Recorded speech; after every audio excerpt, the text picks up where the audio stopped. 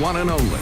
This is a Local 10 News Update, sponsored by FHIA, Florida Home Improvement Associates. Good evening, everyone. I'm Nicole Perez. And I'm Calvin Hughes, and here's a look at the stories making news on this Wednesday night. A foster mom is now charged with the death of one of 3 girls under her care after an investigation into allegations of abuse. Police say 50-year-old Gina Emanuel continuously abused her 3 adopted daughters, ages 6, 7, and 12.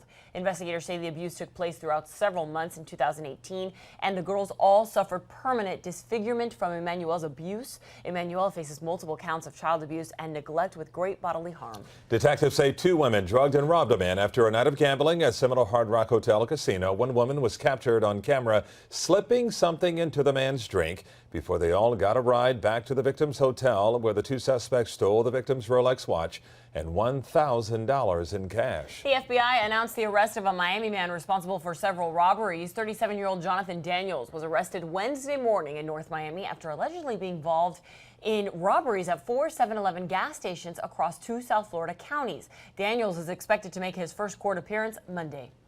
Listen to Local 10's podcast, The Florida Files, wherever you are, whenever you want. Just say, Alexa, play the Florida Files podcast. Getting the latest episode of Florida Files. Here it is from TuneIn. Previously on the Florida Files. Or just ask Siri, I want to hear the latest Florida Files podcast. Here's the newest episode of the Florida Files. Get the Florida Files on Alexa, Google Home, or Apple devices just by saying play the Florida Files podcast. The Florida Files from the one and only Local 10. A deadly drive into the water off Bay Harbor Islands today. Divers rescued a woman from a submerged car off Broadview Drive and 103rd Street. A white car was towed away after being pulled from the water there. The victim died at the hospital from her injuries. No word on what led up to the crash. As breaking news happens, we have you covered on air and online. You can always head to our website, local10.com, for more local news coverage and your updates. See you back here on Throwback Thursday.